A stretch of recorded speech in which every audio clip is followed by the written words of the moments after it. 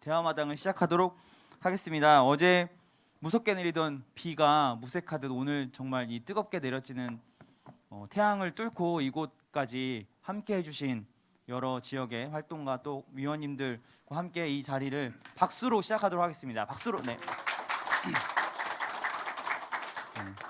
저는 오늘 진행을 맡은 전주지속가능발전연구원 시민정책실의 문요한 연구원이라고 합니다. 반갑습니다. 네, 오늘은 올해죠. 지속가능발전 기본법이 통과됨으로 인해서 각 지역별로 일단 광역은 의무고 이제 기초들은 선택 사항이긴 하지만 이 지역에 있는 SDS 계획을 또 기본 계획을 세우고 거기에 따른 이행 계획도 수립하는 추세가 이제 많이 늘어나고 있어서 어떻게 하면 이걸 잘 할 수 있을지 A부터 Z까지 같이 이야기하는 시간으로 저희가 마련되었습니다. 먼저 사전에 저희들이 질문을 좀 준비했고요. 그 다음에 또 참여해 주시는 분들에게 질문을 좀 달라고 해서 그 질문도 받았고 그런 것들을 정리해서 오늘 이제 그런 부분들의 전문가분들 먼저 이 일들을 좀 하신 전문가분들 모시고 같이 이야기해 볼 거고요.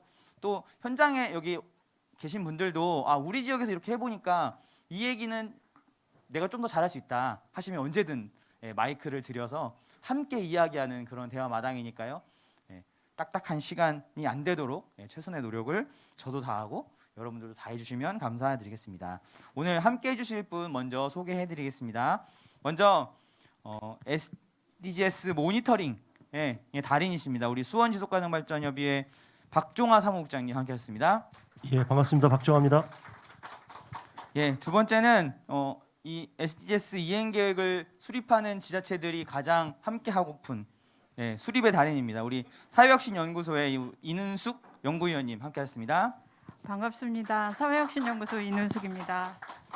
네, 그리고 제가 2015년에 이 지속가능발전이라고 하는 곳에 발을 들였는데요. 정말 SDG가 이런 거라구나 하는 것을 알게 된 두 분이 계세요. 우리 저기 뒤에 계신 우리 대구의 우리 갑자기 이름 생각이 안 나죠. 오용석 사무국장님하고 세 분이구나. 재현수 사무국장님 원주에 그다음에 우리 마지막 최고의 달인이라고 저는 생각합니다. 우리 한국지속가능발전센터의 윤희철 센터장님 함께하셨습니다. 안녕하십니까. 반갑습니다. 네, 너무 당황스럽습니다. 네. 자, 그래서 이렇게 세 분이 오늘 질문에 주로 답변해 주실 거고요. 아까 말씀드린 대로 질문보다 난 조금 더 많은 풍부한 경험이 이런 쪽에는 이게 좀 더 좋은 것 같다 하시면 언제든 손을 들어주시면 저희가 마이크를 전달하도록 하겠습니다. 자, 오늘의 진행의 룰인데요. 저희가 약속된 시간이 3시 반까지예요. 운영진에서 저희한테 계속해서 문자를 보냅니다. 3시 반까지 끝내야 다음 팀의 준비가 가능하다. 그래서 막 얘기가 한창 오고 하더라도 저는 3시 반 되면 이것으로 마무리하겠습니다. 이렇게 외칠 거니까요. 그러려면 많은 질문들이 있어서 답변을 2분으로 제한합니다.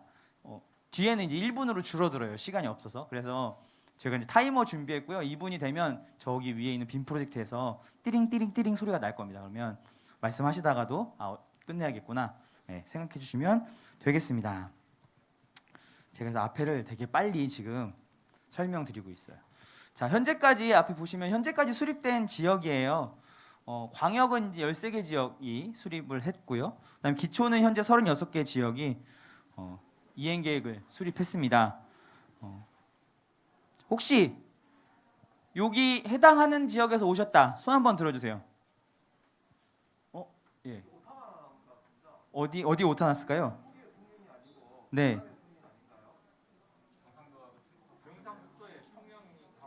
그러네요. 네. 죄송합니다.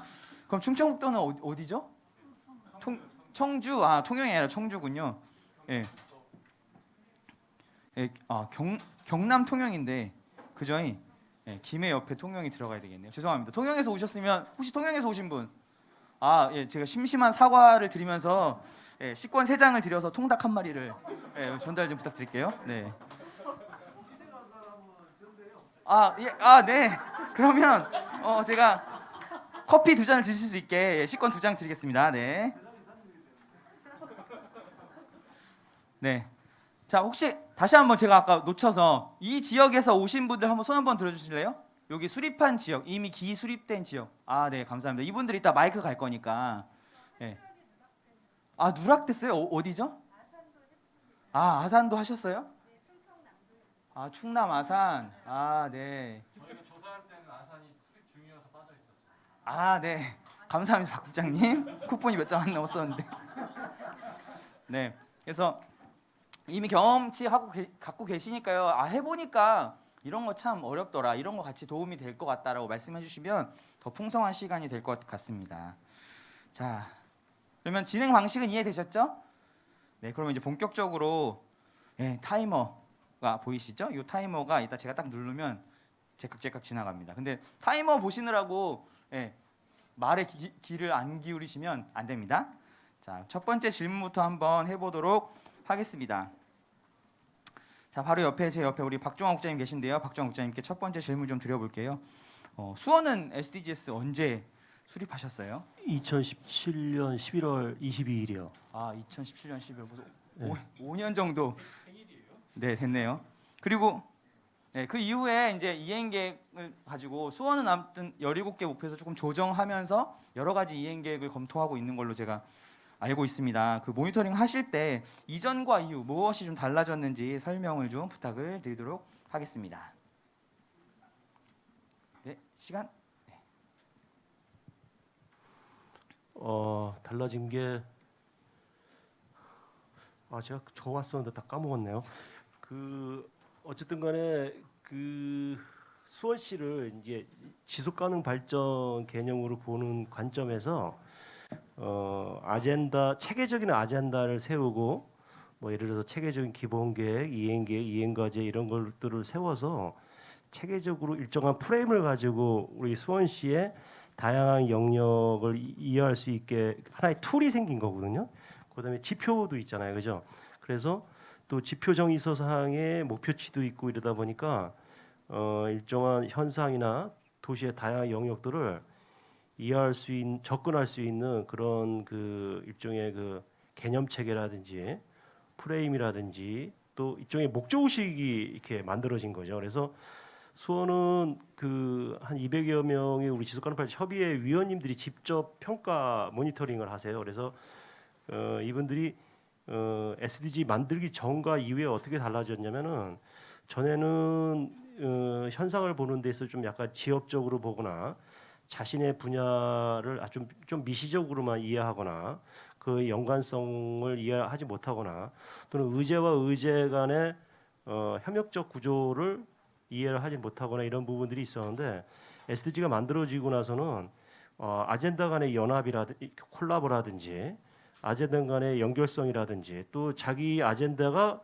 전체 지속 가능성과 어떻게 연결이 돼 있는지 우리 아젠다가 얼마만큼 중요한지 그다음에 예를 들어서 성평등이 예를 들어서 기하 종식과 어떤 연관관계가 있는지 그런 것들을 이해하게 된 것 같습니다. 예.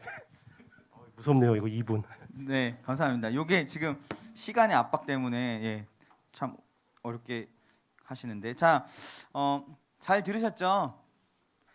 잘 들으셨나요? 네, 세부적으로 미시적으로 보던 현상을 조금 폭 넓게 그 다음에 각각의 목표나 아젠다들을 좀 서로 연계해서 보는 시각이 넓어졌다 이렇게 좀 답변을 해주셨습니다. 감사합니다. 제가 2분 넘어도 약간씩 양해해드리니까요. 너무 시간에 크게 구애받지는 않으셔도 될 것 같아요. 예. 자 이번에는 방금 우리가 들으면서도 얘기했지만 뭐 기본 계획, 이행 계획, 목표, 지표 여러 가지 용어들이 좀 어려운 부분들이 있습니다. 그래서 이 용어들을 아마 잘 설명해 주실 분이 있습니다. 우리 윤희철 센터장님, 이런 용어들 어떤 차이점이 좀 있을까요? 네, 저는 그 사전 질문 그걸 받고 뭔 생각했냐면 이건 설명할 필요가 없는데라는 생각을 했어요. 왜냐하면 우리가 역사를 보면요, 경제, 문화, 정치 이런 용어를 쓰잖아요.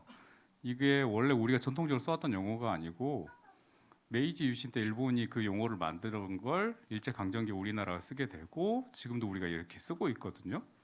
이 말은 뭐냐면 주류화가 됐을 때 그 용어에 대한 설명이 필요가 없는 거죠.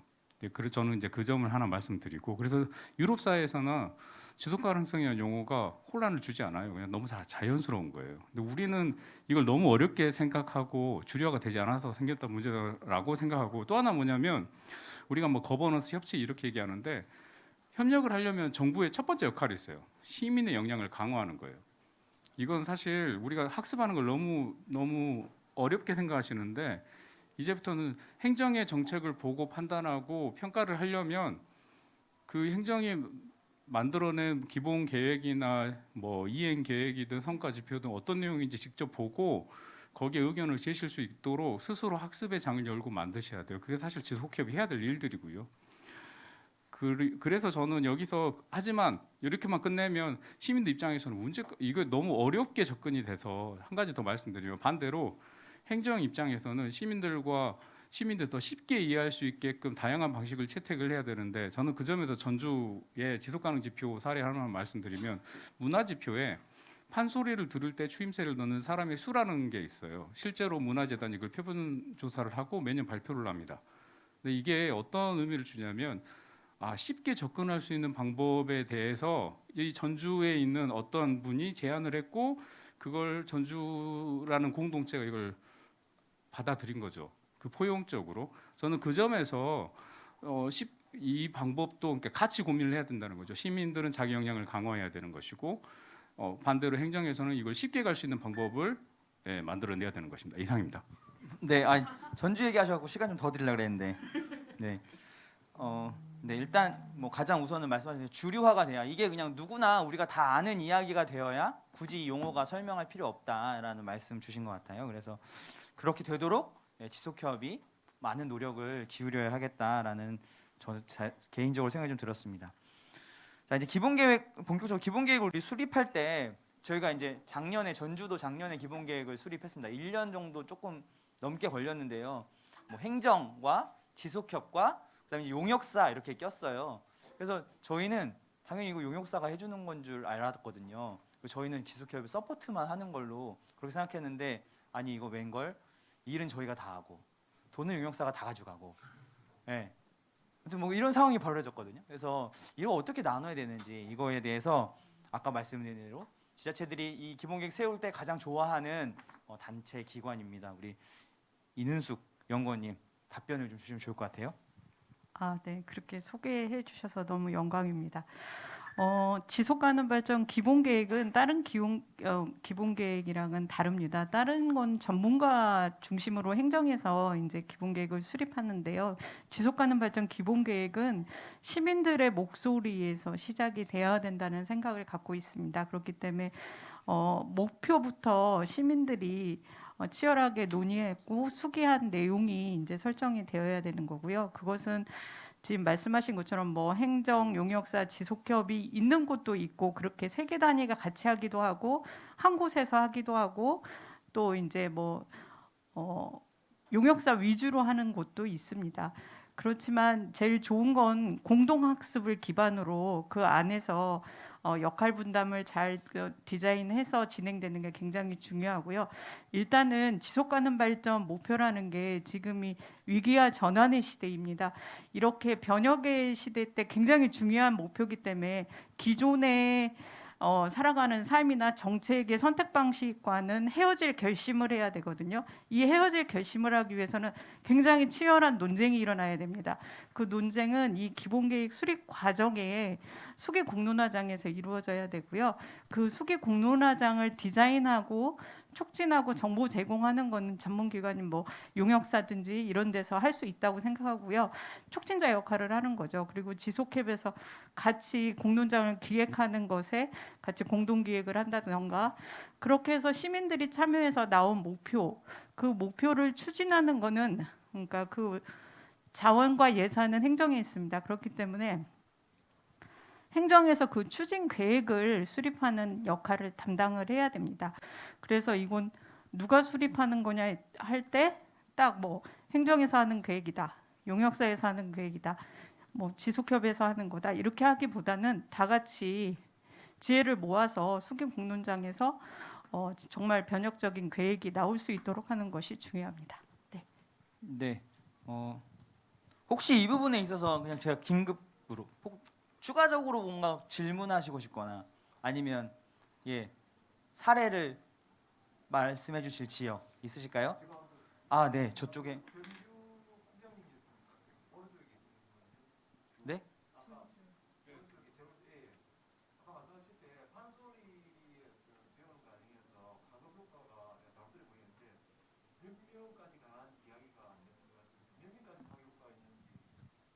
그러니까 제가 말씀드린 건 문화지표하면 보통 문화지표를 문화시설에 참여하는 사람 수, 예를 들면 극장이 있으면 극장에 들어온 사람 수, 미술관에 들어온 사람 수, 그것도 집계가 안 된 경우에 미술관이나 극장의 수 이 정도로 하는데 그걸 문화지표로 잡기에는 너무 빈약하거든요.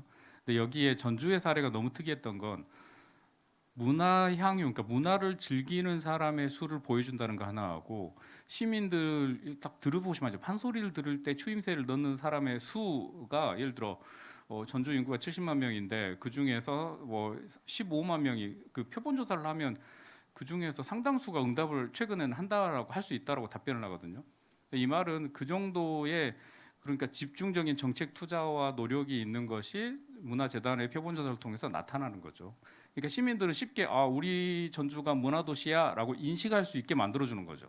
그래서 저는 평가도 그렇게 시민들이 체감하고 느낄 수 있는 방향으로 가야 된다 그 말씀을 드리는 겁니다.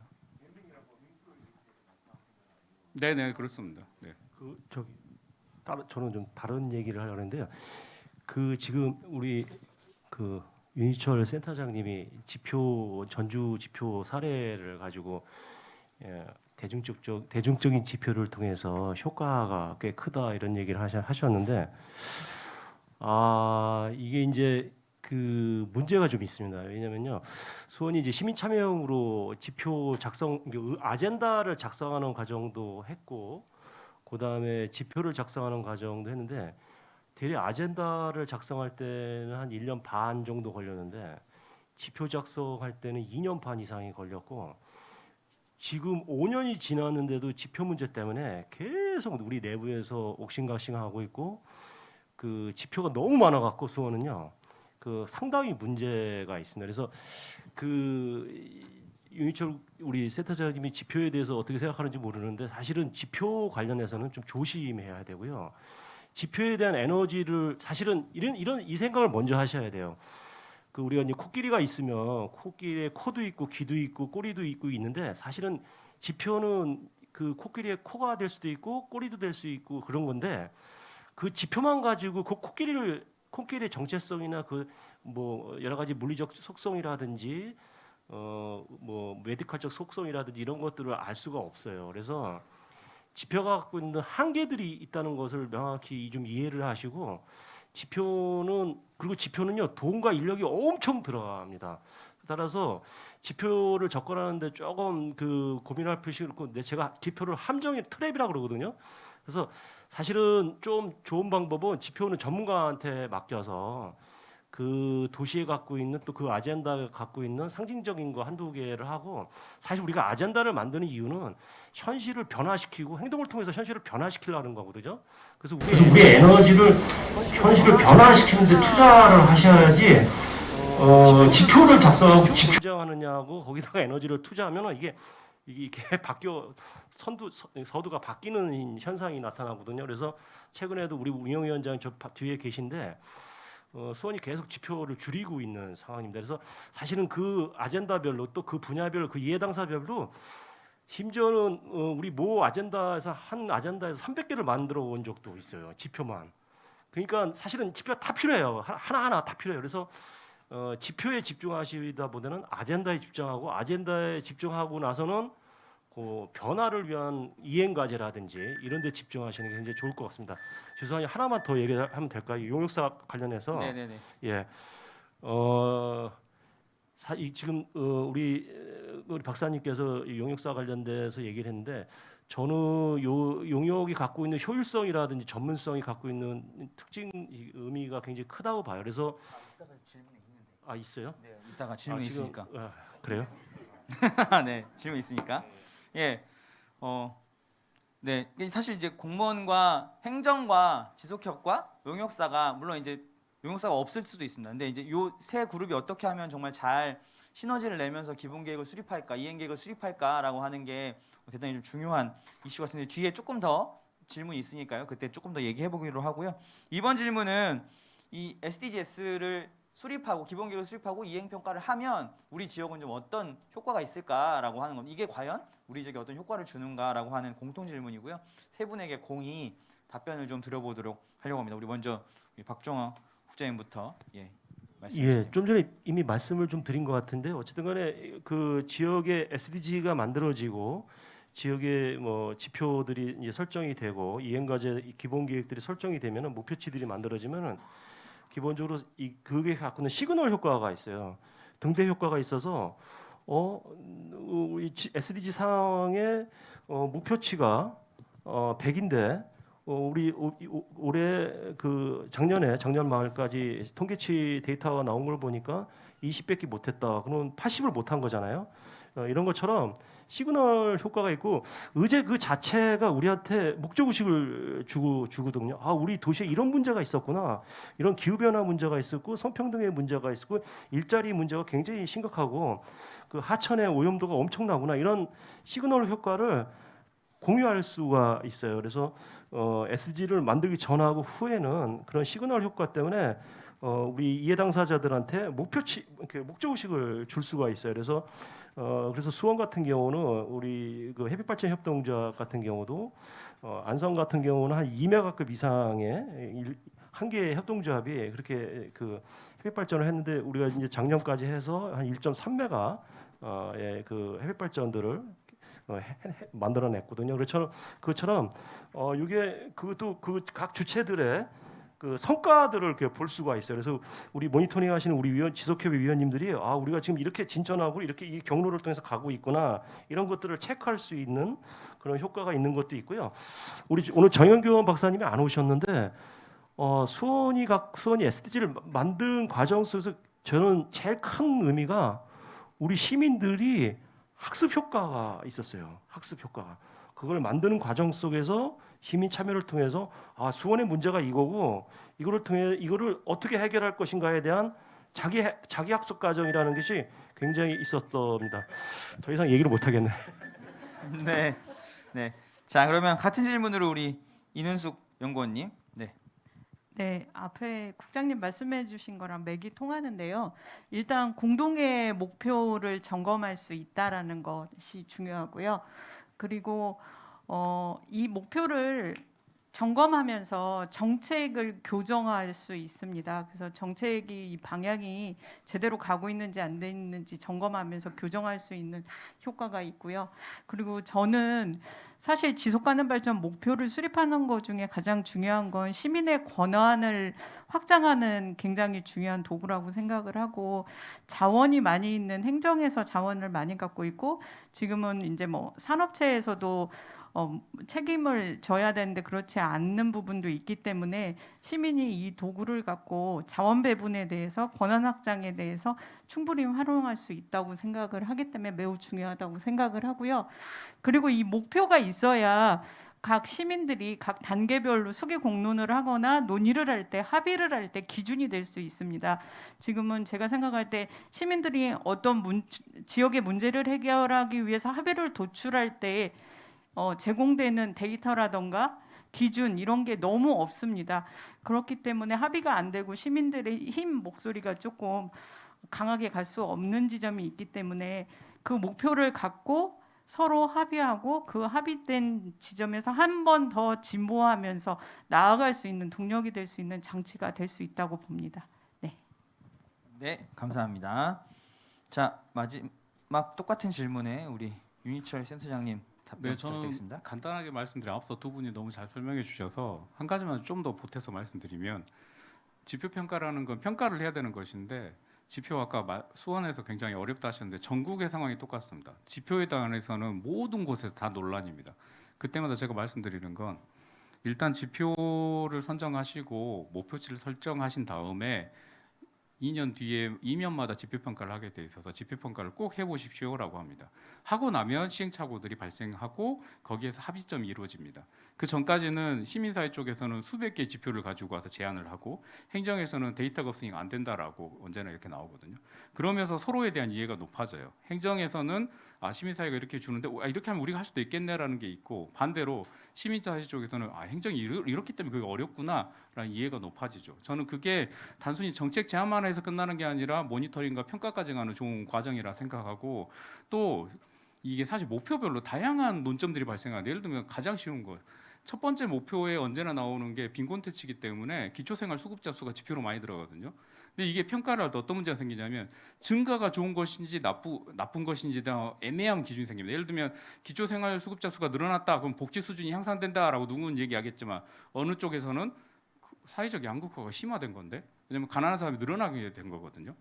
그러면 이 부분에 대해서 정답을 그냥 전문가가 나서서 이게 정답입니다라고 하는 전 그건 틀렸다고 생각하고, 그 지역의 수준을 같이 고려하면서 우리는 그럼 일단 합의를 해야죠. 이건 우리는 복지 수준으로 봅시다. 이렇게 볼 것인지 아니면 사회적 양극화로 볼 것인지 같이 논의해서 결정하는 그 과정이 중요하다고 생각합니다. 네, 감사합니다.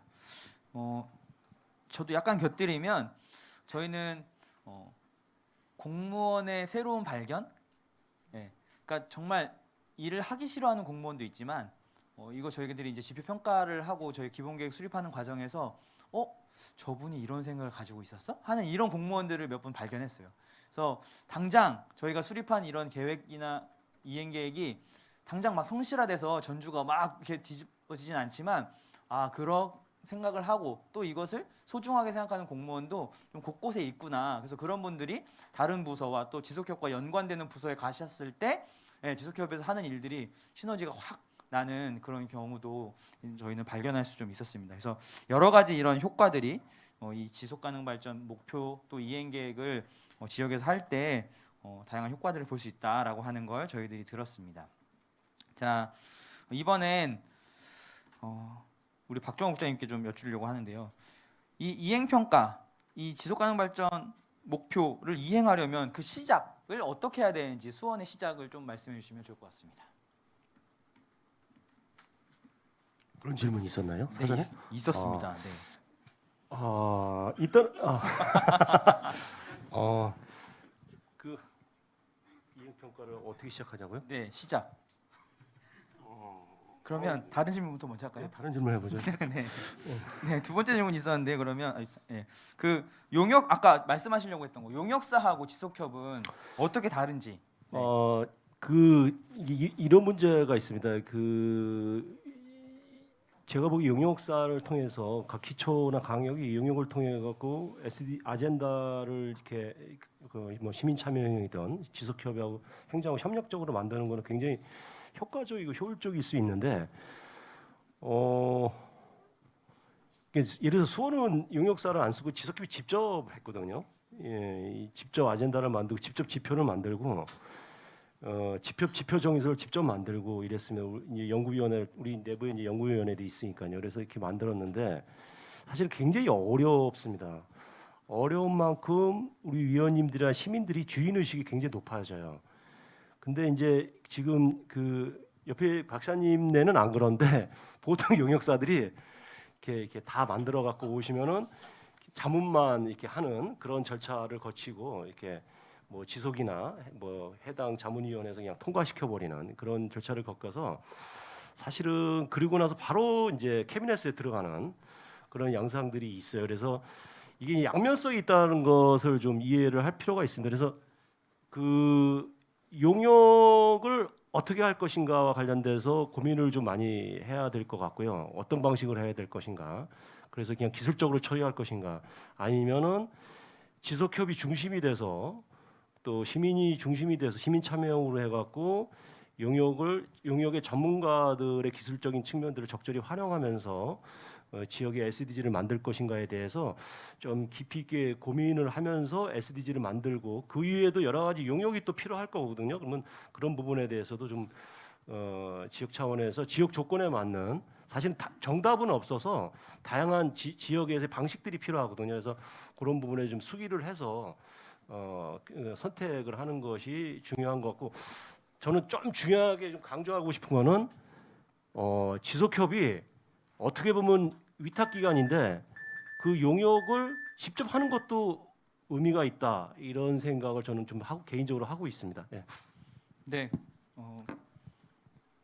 저희도 용역사 컨트롤 CV 해서 하려고 마음 먹고 들어왔다가 저희한테 된통 당해갖고 결국 담당자가 회사를 그만두는. 네. 원래 딱 6개월 만에 끝내려고 들어왔다가 저희한테 발목이 잡혀서 1년이 넘게 걸렸거든요. 그랬더니 마지막에 저한테 와서 조용히 저 퇴사했어요. 네, 이렇게 하더라고요. 그래서 용역사는 복불복이다. 네, 그래서 좋은 만약에 하셔야 된다면 좋은 데를 선택하실 필요가 있다는 생각이 좀 들고요. 아까 방금 말씀 못 하셨는데 혹시 SDGs 이행하려면 시작을 어떻게 해야 되는지 좀 혹시 두 분 중에 말씀해 주실 분 계실까요?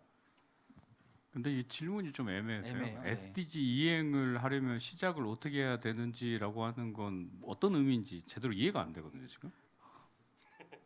네, 질문자께서 어떤 저희- 의미로 이 질문을 하시는 건지 지금 왜냐하면 지금 다 이행하려고 이 자리에 계시는데 어떻게 시작하냐고 묻는 거. 이게 시작이다. 저희 강 국장님 만드셨는데 질문을 네. 안 계시니까 저는 이렇게 책임을 좀 전가하도록 하겠습니다. 예, 네네네네. 제가 처음에 질문 받았으니까 제가 떠오른 거 먼저 얘기할게요. 사실은 그래서 그 SDG 이행 모니터링을 시작하려면 사실은 매뉴얼 이행 모니터링 매뉴얼을 만드는 것이 좋습니다. 지금 각 지역에서 매뉴얼을 만든 데가 또 있고 그러니까 그걸 참고해 갖고 그래서 그 매뉴얼에 의해서 그 소위 모니터링이라는 게 뭔지 개념이 그런 모니터링의 개념이 뭔지 어떤 기준에 의해서 모니터링을 할 것인지 이것이 우리 도시에서 어떤 의미를 갖 것인지 그다음에 수원 같은 경우는 이렇게 포맷을 평가 포맷 모니터링 포맷을 이렇게 만들어 놨어요. 각 아젠다별로. 그래서 뭐 지표에 대한 모니터링 평가할 수 있는 기준, 그다음에 그 이제 그 기본 계획에 따라서 이행 과제가 수원 같은 게 이제 100대 이행 과제가 이렇게 마련돼서 아젠다에 이렇게 기여하는 정책 이행, 행정 이행 과제가 이렇게 마련이 돼 있거든요. 그러면 그 이행 과제를 평가하는 그 기준이나 방법 그런 매뉴얼을 만들고 그 매뉴얼에 따라서 우리 위원님들 이제 모니터링 주체니까 우리 위원님들 수원 같은 경우는 한 200명 정도가 됐고 각 아젠다별로 한 15번 정도가 이렇게 15명 정도가 배치가 이렇게 돼 있어요. 그래서 전체 그 통합 그 모니터링 그 워크숍을 개최를 하고 거기서 지표가 뭔지 모니터링이 뭔지 이행 과제가 뭔지 그거 아까 개념 얘기가 나왔었는데 개념별로 이해를 하고 질문도 받고 그런 학습 과정을 먼저 거쳐야 돼요. 그리고 거치고 나서 1년, 2년 정도 하면은 이분들이요. 우리 오늘 많은 위원님들이 오셨는데 이 이행 평가라는 게 이런 거구나 이제 알게 되시고 이제 좀 우리 수원은 지금 이제 4년 차에 들어섰는데 이제 저희가 특별히 뭐 어떤 저기를 안 하더라도 이행 평가 모니터링을 하시고 그 모니터링은 수원은 그 서류상에 데이터를 받아서 서류상에 또 이행 과제의 성과 행정으로도 받거든요. 그다음에 현장에 가서 현장 모니터링도 해요. 실제 현장에 어떻게 이제 실제 설치를 어떻게 했는지, 도로를 어떻게 설치했는지, 뭐 햇빛 발전소를 어떻게 만들었는지, 실제 자원순환을 어떻게 하고 있는지 현장 모니터링하고 또 공무원 개별 인터뷰도 하고 이해 당사자 인터뷰도 해요. 불러다가 하기도 저희가 직접 가서 하기도 하고. 그래서 그런 프로세스를 매년 초에 끝나고 워크숍을 합니다. 그렇게 해서 프로세스를 설명하고 로드맵을 설명하고 또 때에 따라서 특정한 아젠다가 있으면 그 아젠다는 토론회라든지 포럼 같은 걸 이렇게 공부 모임도 하고 또 자체 공부 모임도 하고 이런 방식으로 해서 1년간 모니터링을 합니다. 예. 그 최종 그 끝났을 때는 보고회를 저희는 1차 보고회, 2차 보고회, 최종 보고회 이렇게 해 갖고 하는데 사실 그거는 지역마다 선택을 하면 되겠죠. 그래서 자신의 지역에 맞게끔 그렇게 해서 하는데 그렇게 하고 있습니다. 예. 네, 혹시 추가로 네. 네. 지금 상세하게 이제 말씀을 해주셨고요. 지속 가능 발전 기본 계획이 이제 목표가 이제 수립이 되고 그 하위로 이제 추진 과제들이 이제 생깁니다. 그런 다음에 그 밑에 단위 사업이라던가 여러 가지가 이제 행정에서 이제 실행을 해야 되는데요. 그 다음 단계가 이행입니다. 이행 단계로 바로 넘어가는 게 아니라 그게 제대로 작동이 되려면 민관산학 협력, 협업 체계가 굉장히 잘 설계되어야 제대로 됩니다.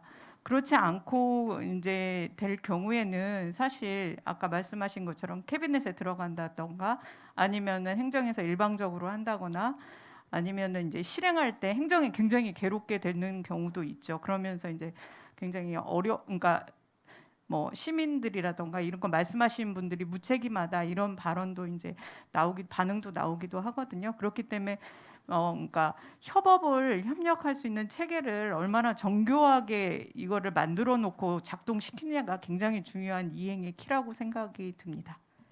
네, 감사합니다. 저도 네. 저는 이제 그 용역사 얘기들이 계속 나와서 이걸 좀 말씀을 드려야 될 것 같아서요. 그 행정에서 예산 집행하고 처리할 때 용역을 할 수밖에 없는 구도가 돼 있어요. 그러니까 예를 들면 제가 그냥 좋은 마음에 자문을 하고 보고서를 써드릴 때가 있는데 원고료 자체를 받을 수가 없어요. 행정의 회계 항목 시스템 때문에 그렇거든요. 이런 일들이 발생하니 행정 입장에서도 책임 있는 내용을 만들어내려면 용역을 줄 수밖에 없는 우리나라 행정체계가 그렇게 되어 있는 거죠. 이게 문제거든요. 근데 바꿀 수도 없어요, 지금 당장. 그래서 여기서 좀 신경 써야 될 게 뭐냐면 용역 과제가 나갔을 때 이걸 그냥 행정 담당자 한 명이 주무관 한 명이 작성해서 보내버리는데 그게 아니라 지속협의나 시민사회와 이렇게 나갈 건데 과업지시서에 관련된 내용을 사전에 좀 협의를 하셨으면 좋겠어요. 이런 내용이 좀 들어가 있는 게 전달이 되고 이게 왜 필요하냐면 예를 들면 제가 상반기에 서대문구의 이행객 수립하는데 참여를 했는데 그때 당시에 용역 과제 제목 자체가 수기 공론장을 통해서 이해 당사자의 의견 수렴을 하도록 돼 있었어요. 그게 제목이었어요. 그러니까 이행계획이 작성이 중요한 게 아니라 저희 센터 입장에서는 수기공론장을 여는 게 더 중요해진 거죠. 그렇게 해서 정식 그 이해 관계자 그룹 11개 그룹의 전체 회의 전에 사전 회의를 하는데 뭐 그냥 교육 포함해서 분과별로 한 거죠. 지금 계산이면 30몇 차례 한 것 같아요. 회의만. 그렇게 될 수밖에 없게 만들어 버리는 거죠. 행정이 그렇게 요구를 하니까 용역사는 따라가는 거예요. 그러니까 그렇게 촘촘하게 잘 설계할 수 있도록 해야 되는 게 굉장히 전 중요하다고 봅니다. 네, 과업이 나가기 전에 설계부터 좀 촘촘히 해서 용역사가 그렇게 따라올 수밖에 없게 만드는 과정이 저도 중요하다고 생각합니다. 자, 그런데 이제 실제로 이제 이행 계획에 있어서 가장 중요한 파트너죠. 실제로 이행 계획을 실행하는 건 주로 행정이 하니까요. 근데 저희들이 하다 보면 행정이 참 저희를 어렵게 하거나 아니면 너무 아무튼 어렵게 하는 거 아니에요. 뭐 너무 빨리 당하거나 아니면 너무 안 하거나 뭐 이렇게 파트너로서 조금 힘을 들게 하는데요. 그런 행정 어떻게 하면 될까요, 우리 윤희철 센터장님? 저는 이거 정말 제가 광주에 있을 때 광주 지속협의회 있을 때 너무 쉽게 접근했거든요. 어렵지 않았어요, 사실. 행정 말 듣게 하는 건 쉽습니다. 행정이 행정 공무원들이 무서워하는 사람을 찾으면 돼요. 이게 너무 쉬운 거죠. 그 사람 말이 무조건 들어야 돼. 근데 보통 우리가 생각할 때 그 사람 누구죠? 자치단체장이죠. 근데 자치단체장 중에 SDG에 대한 이해와 정책에 대해서 추진력을 갖고 계신 분들이 과연 있습니까? 없어요. 당진의 김홍장 시장님이 이미 계시긴 했고 뭐 담양의 최영식 군수님이 계시긴 했는데 거기는 또 반대로 그 두 분만 특출냈지 밑에 공무원들이 다 따라오지는 않았거든요. 여기서 제가 말씀드린 게 누구냐면 자치단체 의원들을 찾으세요.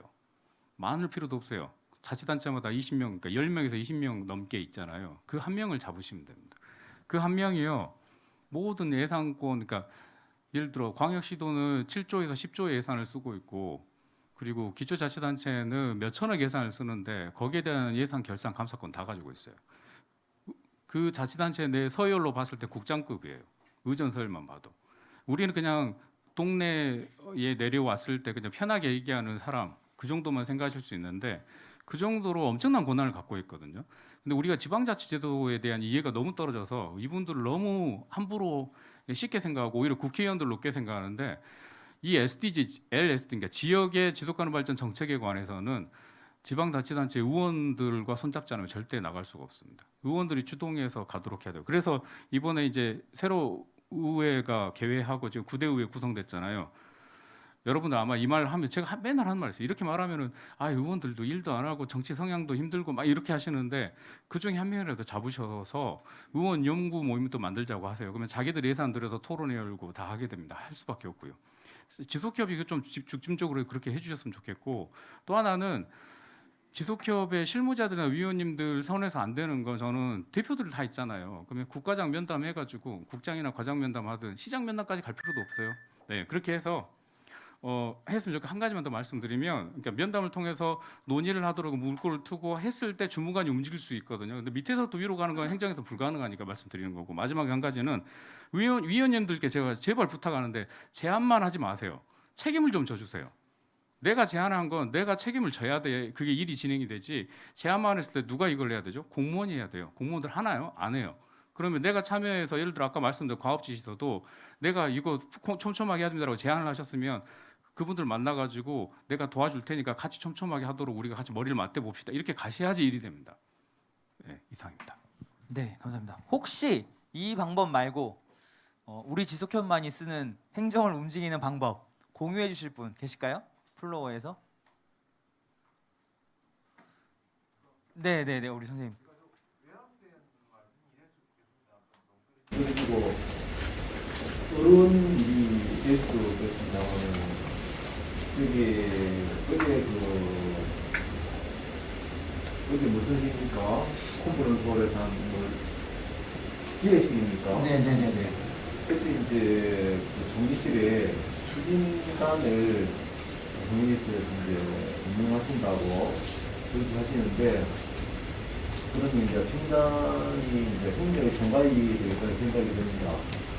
그래서 그 2년마다 이제 평가를 하게 안 되겠습니까? 평가하게 돼 있으면 그 평가 결과를 추진단이 참석한 어떤 2년마다 한 번씩은 참석해서 평가 결과를 볼 수 있는 계기장이 되면 각 기자재 어떤 단체는 또 확정하지 않겠느냐. 그에 따른 어떤 평가의 결과가 다 나오니까 말입니다. 그래서 어떤 쉰단이 어차피 있기 때문에 쉰단의 인식이 평가 결과, 이행 결과를 알 수 있게끔 한다는 게 중요하겠다는 생각이 듭니다. 네. 답변 좀 드릴까요? 보단 보수적인 설명. 네, 설명 좀 드리면, 그러니까 선생님 말씀도 일리가 있고 맞습니다. 근데 우리가 근데 이거는 신경 써야 될 게, 그러니까 이게 위기이기도 하고 기회이기도 한데요. 추진단은 국무총리실 산하에 있는 이 추진단은 중앙정부에 관련해서만 움직일 겁니다. 지금까지 관행이 그래왔거든요. 그런데 지속가능 발전 정책은 지방에서 주동해서 가고 있지 않습니까? 그러면 지방에 이런 사례들, 대회를 냈다든지 아니면 보고서를 냈다든지, 그리고 또 원래 이 평가 안에 우리가 했던 게 지금 전국적으로 자발적 지역 보고서라고 해서 VLR 이란 보고서가 있는데 그걸 작성을 해서 유엔에 제출한 지역이 당진, 수원, 서대문구 이렇게 세 군데가 있습니다. 이런 사례들을 계속 만들어서 어필을 했을 때 국무총리실 산하에 있는 추진단도 우리가 이거 신경 써야겠구나라고 이해를 하는 거죠. 그래서 위기와 기회가 같이 있다라고 말씀드릴 수 있을 것 같아요. 어떤 그 민간 참여 어떤 기회가 있는지 모르겠는데 추진단은 그 시민들 추진단은 어차피 행정의 총괄 같은 생각이 들거든요. 그러면 어떤 시민단체나 지속효과의 어떤 그런 사전 협의라든지 그런 어떤 회의 과정이라든지 어려운 수능 과정이라든지 이런 기회가 없을 것 같은 생각이 들거든요. 말씀 드릴까요? 네. 그러니까 이게 좀 안타까운데 서울에 그러니까 우리가 그냥 반농담인데 서울에는 시민단체가 없다고 합니다. 왜 없다고 하냐면 서울에 있는 시민단체는 중앙정부를 대상으로 하는 시민단체들이 많고 서울시를 대상으로 하는 시민단체는 별로 없습니다. 이 말은 뭐냐면 서울에서 예를 들어 말씀하신 추진단 내에서 시민사회가 들어가서 같이 논의를 할 때 중앙 단위에서의 그러니까 그 중앙 정부를 대상으로 하는 이야기를 하지 지방의 목소리를 대변해서 그곳에서 이야기를 할 사람은 거의 없죠. 예를 들면 뭐 좀 들어간다면 우리 전국협의회의 양준호 총장님 정도가 들어가겠죠. 목소리는 하나밖에 안 되는 것이고요. 좀 더 한다면 이윤숙 박사님이나 몇 분들이 들어가시겠지만 그럴 일은 별로 없기 때문에 저는 그래서 이걸 이번에도 우리가 시행령 과정에서 의견들 막 냈잖아요.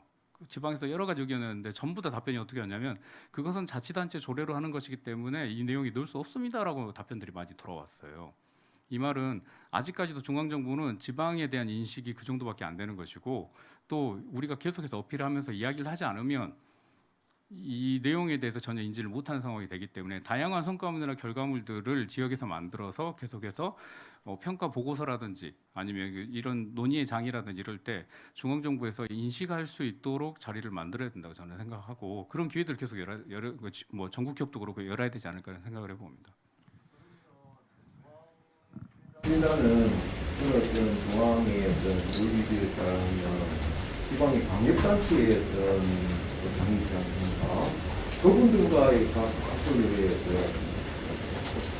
얘기라든지 의견 수렴 과정 또 서로 보고할 수 있는 과정, 의견을 들을 수 있는 어떤 그런 기회에 그런 기회를 만들어가는 게 내가 생각하는 마지막 혹시 마지막으로 보여주면 짧게. 그리고 우리 윤희철 우리 센터장님 말씀도 답이고요. 시의원들을 설득해서 이행 추진력도를 확보하는 것도 굉장히 중요한데 저는 그 또 뭐 행정이나 또 뭐 공무원들이나 이런 또 시장님이나 이런 걸 설득을 해서 하는 것도 중요한데 장기적으로 보면요. 결국 이해 당사자들을 SDG에 참여시키는 게 가장 기본적인 거라고 판단이 됩니다. 이제 수원의 사례를 보면은 수원에 다양한 이해 당사자들이 지속협의에 들어와 있어요. 수많은 그 아젠다별로 이해 당사자들이 참여했는데 이분들은요. 1년 365일 그 아젠다와 관련돼서 일을 하는 사람이고 뭐 예를 들어 사회복지면은 그 사회복지를 뭐 5년, 10년 쭉 해오는 사람들이기 때문에 그분들은 그 아젠다를 가지고 생활을 하는 사람들이기 때문에 그걸 추진할 수밖에 없는 사람들이고 그거에 대한 동력을 갖고 있는 사람들이에요. 그래서 지속협의 이행 추진에 있어서 제일 효과적인 거는 기술적인 거는 뭐 시원분들이나 뭐 공무원분들도 설득도 하고 뭐 다양한 이슈 파이팅도 하고 그럴 수 있는데 이해 당사자들을 지속협의에 참여시키고 SDG에 참여시키는 방법이 저는 가장 기본적인 거라고 봅니다. 네. 네, 재밌는 답변을 하나 말씀드리면 저희 전주지속협은 그 저희가 전주시청 8층 끄트머리 사이드에 있거든요. 그래서 1년에 2번 또는 3번 정도 끄트리 약국이라고 하는 걸 열어서 저희가 저희하고 관계 맺고 있는 공무원들한테 약봉지에다가 간식을 담아서요. 약봉지에다 다 일일이 하나씩 수기로 그 공무원 하면 생각나는 거 뭐 이런 걸 다 적어서 예, 1년에 한 3번 정도씩 보냅니다. 인사철에 그다음에 뭐 이렇게 해서 그다음에 틈틈이 보내요. 연말에 뭐 이렇게. 그러면 일단 저희하고 한번 이렇게 연계를 맺은 공무원들은 저희 근무를 빠져나가기 어렵죠. 그래서 저희 그러니까 사실 제가 전주지속협에서 제일 좀 아웃사이더 같은 존재인데 저는 되게 싫어하거든요. 그런데 전주지속협은 그런 거 되게 잘해요. 그래서 한번 여기에 발 들이면 너 못 빠져나가겠다. 여기 부탁 안 들어주면 끝장난다. 그래서 저희들이 흔히 3층 위에 8층이라고 저희가 3층이 시장실이 있고 저희가 8층인데 아무튼 그렇게 약간 관계 중심으로도 우리가 행정은 그냥 막 우리 말씀하신 대로 뭐 의원 통해서 뭐 이렇게 위에서 이렇게 할 수도 있지만 저희들이 이렇게 관계를 맺어가면서 바닥부터 다져갈 수도 있다. 뭐 이런 말씀 좀 드릴게요. 너무 분위기가 딱딱해서. 자, 다음 질문 우리 또 박종호 국장님께 드릴 건데요.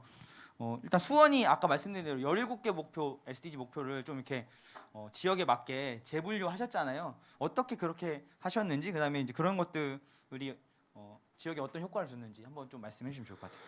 예, 2039 벌써 끝났어요?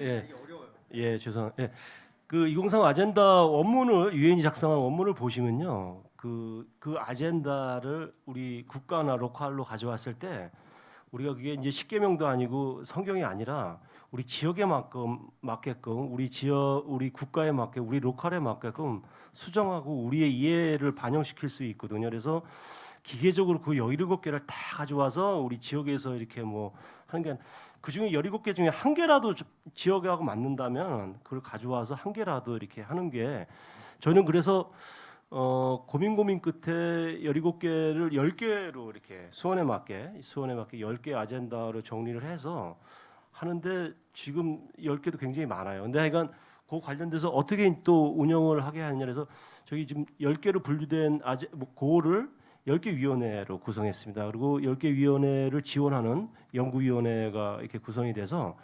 이렇게 운영을 하는데 좀 힘들지만은 저희는 잘 이렇게 운영을 하고 있고요. 광역이나 또 다른 지역들 보면은 그 뭐 17개 아젠다를 한 뭐 3-4개씩 묶어 갖고 위원회를 구성해서 이렇게 운영하는 데도 있거든요. 그래서 사실은 그 운영 방식과 관련돼서는 뭐 수원이 정답이고 어디가 정답인 게 아니라 자기 지역에 자기 지속협의 역량에 맞게끔 판단에 맞게끔 이렇게 해 갖고 운영 방식들을 선택하면 될 거라고 봅니다. 예. 네, 감사합니다. 그다음은 저희가 이제 앞에서 계속 얘기 나왔는데요. 결국은 이제 시민 참여 또 위원분들도 다양한 교육 시민 참여도 하려면 시민도 교육 이런 것들 해야 되거든요. 그래서 SDG를 확산시키는데 가장 중요한 게 교육이다 이런 얘기들 좀 합니다. 그래서 주로 지역에서 어떤 교육을 좀 하면 좋을지 우리 이는숙 연구원님 답변을 주시면 좋겠습니다. 그리고 이 질문 끝나고 제가 플로어에도 우리 지역에서 이런 SDG 교육한다라고 하는 사례 조금 듣고 싶거든요. 준비해서 답변 여기 앞 같이 계신 분들도 해주시면 좋을 것 같아요. 네, 부탁드릴게요. 네. 저는 지금 시기에서는 그 교육이라는 게 방법이 굉장히 다양한 형태로 이루어지고 있고요. 각 지역에서 다양한 그런 교육의 내용이라던가 프로그램이라던가 그런 것들이 운영되고 있다고 생각을 하고 있고요. 최근에 제가 이제 한 교육을 그 사례를 좀 소개해 드리면 당진시에서 지속가능 발전 디자이너 스쿨을 작년부터 1, 2기를 양성을 했어요. 근데 이제 기존의 지속협에서 활동하셨던 분들도 계시지만 새로운 시민, 전혀 이제 이쪽을 모르셨던 시민들이 그 교육의 장에서 등장하기 시작을 했다는 거예요. 그래서 새롭게 등장한 시민들과 기존의 지속협 위원님들과 같이 또 교류하는 장이 될 수 있었고요. 그리고 그분들이 지금은 교육청 창의체험학교로 이제 출강을 하시는데 올해 한 3,000명 넘는 이제 초중고 중학생들을 만나고 있습니다. 그래서 그 안에서 굉장히 다양한 교수법 그리고 교구들이 그러니까 개발이 되고 있는데요. 그거는 이제 저희가 뭐 교육 프로그램을 개발하는 연구자나 아니면 다른 기존에 하셨던 분들이 구사하던 게 아니에요. 아이들의 이제 눈높이에 맞게 대상에 맞게 시민의 언어로 굉장히 쉽고 즐겁게 그러니까 방법론들을 개발을 하셔서 기획을 하셔서 접목시키고 있고요. 되게 굉장히 고무적인 게 제가 지금 당진시 2045 지속가능 발전 기본계획 수립 추진과제 이제 기본법 이후에 기본계획 수립하는 걸 지금 연구를 하고 있는데요. 그 수기공론장의 앵고스, 당진 앵고스를 구성을 했습니다. 거기에 이제 이렇게 사전에 교육을 다 이수하신 분들이 앵고스 위원으로 참여를 해서 또 그 안에서 또 공동학습도 같이 하고 있습니다. 이러한 것들이 좀 많이 되는 게 중요할 것 같습니다. 네. 혹시 계신 지역에서 우리 SDG 확산을 위해 이런 교육하고 있다. 좀 뭐 사례 같이 공유해 주실 만한 거 있으실까요? 없으세요? 치킨 한 마리 드릴게요. 아, 네. 우리 앞에 어디서 오셨죠? 네, 마이크를 제일 많이 드릴게요. 별건 아닌데요. 저는 창원시 지속협의회 교육위원이거든요. 저희가 이제 의제를 찾다가 과연 우리는 어떠한 역할을 해야 하나 하고 하다가 이제 작년에 중학생을 위한 SDG를 교육을 개발을 했어요. 그래서 이제 한 4시간 정도 강사를 배양해서 가고 있는데 처음에 너무 힘들어가지고 그 아이들한테 과연 우리도 이해하기 힘든 이 SDG를 어떻게 교육을 할까? 그래서 첫 번째 이제 2시간은 카드 게임을 해서 아이들한테 인식 전환을 하게 됐고요. 그러면서 그게 어떻게 해서 가져가야 하는지, 그러니까 목표라든지 개발이라든지 하다 보니까는 일단은 관심을 가져야 하고 그 관심을 가져서 이해하고 실천하는 데까지 저희가 프로그램을 개발해서 하고 있는데 이제 거기까지는 저희가 잘 되고 있고요. 이제 교육청에서 참 좋은 프로그램인데 이거를 17가지를 풀어서 17차를 해달라 해서 그게 좀 어려워요. 이제 저희 창원은 그렇게 SDG를 중학생한테 교육을 하고 있는데 조금 전에 말씀하셨던 그 디자이너 스쿨 그 사례를 약간 조금만 좀 설명해 주시면.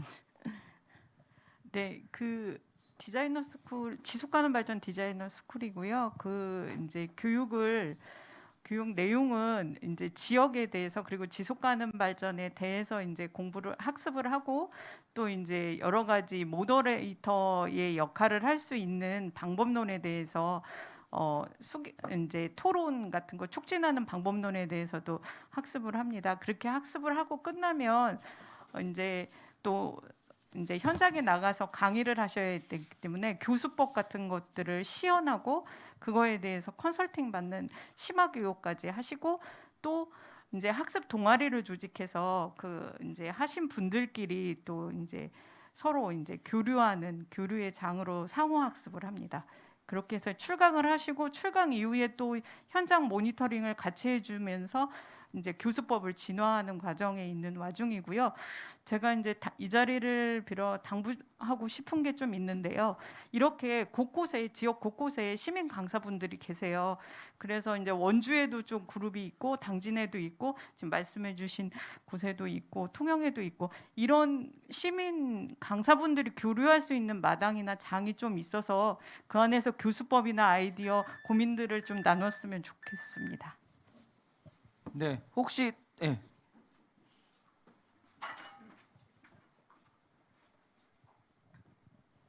네, 저는 통영에서 왔습니다. 관련해 가지고 그 SDG를 그 교육하는 그 방법에서 제가 한때 저기 그 신문을 이렇게 봤는데요. 그러니까 지역 신문, 주간 신문인데 그 NIE라고 그러죠. 그러니까 신문을 활용한 교육 뭐 이렇게 차원에서 신문사랑 학생들이 이제 그 기사를 이렇게 쓰는 난이 있더라고요. 그걸 보고 그럼 SDG를 활용해서 이걸 적으면 어떨까라는 생각이 들어서 일단 그 학교에 그 저기 뭐죠 SDG 관련된 동아리들이 많이 있더라고요. 그래서 그 동아리 학생들을 다 모아서 그 저희가 그 기사를 쓰는 걸 취재를 하게 했어요. SDG에 맞는 주제에 맞게끔. 그래서 그 교육을 1차적으로 하고 그다음에 이제 그 취재를 할 수 있도록 저희가 도와드리고 그래서 지금 현재 진행 중인데요.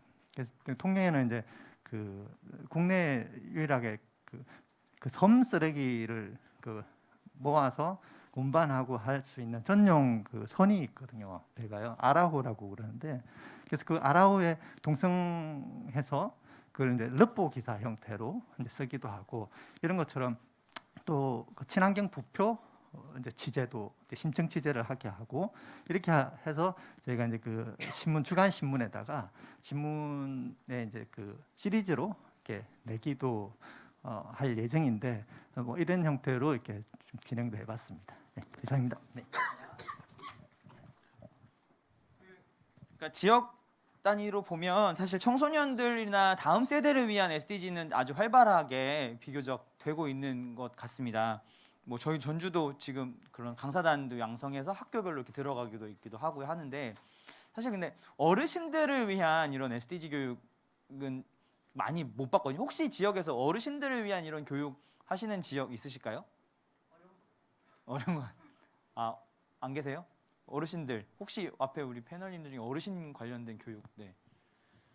그러니까 광주에 보면 이제 ESD 강사단이 있는데 이게 사실은 그분들 처음부터 ESD 강사단, 그러니까 지속가능 발전 교육 강사단을 하신 건 아니었고 처음에 자원순환으로 출발을 하셨다가 이분들 에너지 전환을 좀 공부하시더니 어떤 일이 벌어졌냐면 이게 이것만 가지고는 지속 가능성에 대한 이야기가 안 되네라는 차원에서 이분들이 지속협의 요구를 하셨어요. 지속가능 발전 교육에 관련된 장을 좀 열어달라.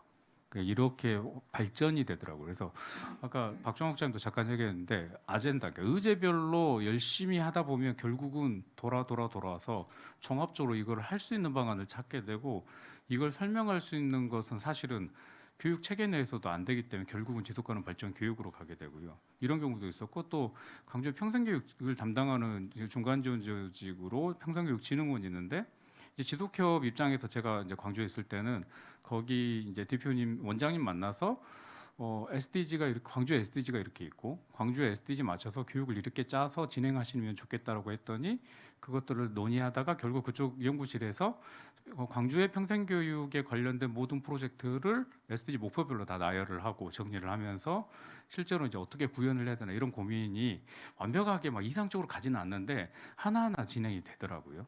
네. 네. 아젠다별로 하다 보면 결국은 17개 목표까지 간다. 그렇게 말씀. 임실에도 저희가 임실 지속협에서 예전에 했던 그 어르신 공연단 그러니까 자원순환과 관련된 어르신 문화공연단이 있었어요. 그래서 여기 저기 다니시면서 그런 자원순환과 관련된 뮤지컬 같은 것들을 어르신들이 하셨거든요. 그래서 동년배가 보면 잘 쉽게 이해되는 뭐 그런 것들, 물론 이제 자원순환의 한쪽에 좀 치우쳐 있긴 하지만 결국 그것이 나중에는 어쨌든 확산될 수 있는 거니까요. 다양한 방식들이 가능할 거라 좀 생각이 듭니다. 자, 다음 이제 거의 끝으로 가고 있는데요. 시간도 어느덧 1시간 정도 지나고 하고 있고요. 이행 과제를 만들 때 그 행정의 기존 사업들이 기계적으로 배치되는 거. 저희가 이제 행정의 기본계획 수립한 다음에 이행계획 수립할 때 여기에 붙일 수 있는 거 행정한테 제출하라고 하면 그냥 정말 기계적으로 자기들이 가장 하기 쉬운 거, 그를 그냥 다다다닥 제출하는 경우들이 참 많아요. 그래서 그런 것들을 어떻게 극복할 수 있는지 우리 이윤숙 연구원님 좀 답변 좀 부탁드릴게요. 네. 그 기존의 지속가능 발전 기본계획 수립한 곳을 이제 이렇게 보면 종합계획 형식으로 이제 지속가능 발전 목표에 한 뭐 200개, 300개의 기존의 사업들을 붙입니다. 근데 기존의 사업들은 아시겠지만 일몰 사업도 있고 지속 가능성 목표와 부합되지 않는 사업들도 있습니다. 그리고 이렇게 많이 붙어 있으면 나중에 점검할 때 행정도 그리고 민간 모니터링하기도 굉장히 어렵습니다. 그렇기 때문에 지금 이 시기에는 저희는 핵심 전환 목표를 수립하는 게 중요합니다. 17개 전환 목표를 수기 공론을 통해서 정하고 그거에 따른 목표치를 정하고 그 목표치를 방향을 공유하고 가는 겁니다. 그러면서 그 하위에 추진 과제도 뭐 이렇게 한 34개 정도 이렇게 잡아놓고 핵심적인 과제를 먼저 하면서 점점 방향을 전환하는 방향으로 가야지, 그래야 행정에 또 뭐 이런 표현이 좀 그렇지만 저항도 덜하고 선택과 집중을 해서 전환으로 할 수 있는 계기를 마련할 수 있다고 봅니다. 그 방식으로 이제 가고 있습니다. 네, 저는 이윤숙 선생님한테 질문이 하나 있거든요. 왜냐하면 이게 재밌는 스토리인데 이윤숙 선생님이 서울 강북구의 그 기본계획이나 이행계획 수립을 하셨어요. 그리고 그걸 평가하는 걸 저희 센터가 했어요, 제가. 네. 가서 제가 깜짝 놀란 게 이행계획의 이행지표가 387개인 거예요. 그리고 강북구의 모든 사업이 총망라돼 있었고요.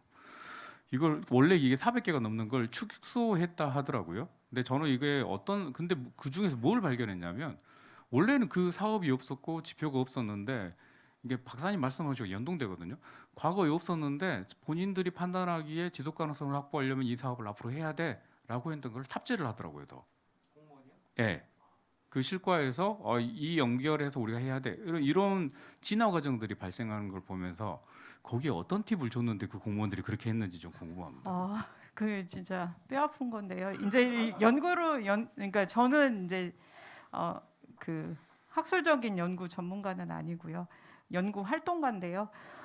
연구를 쭉 지속 가능 발전 쪽으로는 쭉 해왔는데 강북 할 때까지 이제 모델로 진행을 하고 해 보면서 점점 이제 현장의 벽이라던가 시행착오를 겪은 거예요. 그런 다음에 이제 팬데믹 이후에 그리고 기후 위기가 이렇게 심각해진 상황에서도 기존대로 그렇게 가다가는 사실 중복성의 문제도 있고 또 이제 이렇게 서로 힘이 에너지가 직결되지 않는 부분들, 흩어지는 부분들도 있기 때문에 제가 지금 말씀드린 핵심 전환 목표 기준으로 가야 된다라는 거고요. 새로운 과제를 그 목표에다가 연결하는 것은 사실 저희가 이제 지금 컨설팅 할 때는 해당 부서의 업무 그리고 그 지자체의 다른 중장기 계획을 다 검토를 합니다. 검토를 해서 연관성을 찾아서 그 연결 고리에 대해서 짚어주고 이것을 하는 것이 본인의 업무의 또 다른 과부하가 아니라 이걸 통해서 더 효과성을 낼 수 있다라는 것을 끊임없이 같이 컨설팅을 해주거든요. 그리고 그러면서 이제 조금 수용성을 높여가는 과정을 가졌고요. 그러면서 아마 그때 당시에 강북에서도 일부 이제 좀 적극성을 발휘하는 부서에서는 좀 받아줘서 그게 들어간 것 같습니다. 네. 네, 감사합니다. 다음 질문이 지속협의, 뭔가 새로운 이슈를 맞이해서 뭔가 사업을 제안하거나 하면 이게 이제 잘 반영이 안 되는 거와 관련된 거였는데 연속선상에서 네, 조금 더 답변해 주시면. 짧게 말씀드리면 새로운 아젠다를 이제 제시해 줄 때 그게 행정에서 굉장히 어떤 또 추가적인 업무로 받아들이면 부담스럽기 때문에 그 연결고리 이제 행정부서에서 하고 있는 업무들과 어떻게 연관이 있고 이것이 어떤 정책성 효과성이 있는지 그리고 그 담당의 부서의 그 위치성이라던가 이런 걸 좀 봐야 되는 게 있고요. 그걸 짚어줘야 되는 부분이 사실 있습니다. 그리고 윤희철 센터장님이 아까 말씀하신 것처럼 최고 이제 리더십의 공약이라던가 그리고 국정 과제 그리고 도정 과제라든가 이런 것과 연관성도 짚어주면서 그 아젠다를 제시를 했다면 수용성은 조금 더 달라지지 않을까 생각됩니다. 네, 감사합니다. 저희가 이제 전주가 기본계획하고 이행계획을 수립하고 나서 조례를 시장님이 마지막 선물로 본인이 그만두시면서 이거 마지막 지속협의 선물이다 이러면서 조례를 만들어주고 가셨어요. 그런데 이제 저희가 약간 내부적으로도 지금 논의 중에 있는 게 뭐냐면 지속가능발전위원회가 있잖아요. 근데 지속협이 있어요. 전주시는 조례가 현재 2개 있거든요. 그래서 지속가능발전협의회 지원조례가 있고 또 이 기본계획에 따른 조례가 있어요. 그래서 과연 이 지속가능발전위원회와 그다음에 이 지속협의 관계와 위상 여기에 계신 분이 위원인데 여기 위원회에 들어있고 이거 어떻게 해야 되지? 약간 저희가 사실 그런 고민이 지금 있거든요. 거기에 대한 답변을 우리 박주환 국장님이 좀 해주시면. 어려울 거면 저 시키는 것 같아요.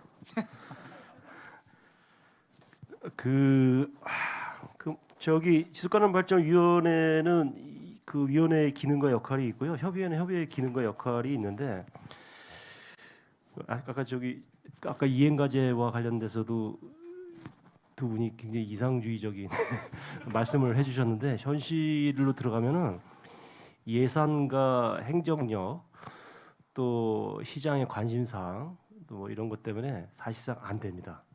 그리고 사실상 타협할 수밖에 없고 특히 시장님의 공약 여기 다 이제 기초나 광역이 계시겠지만 시장님의 공약사항을 중심으로 이렇게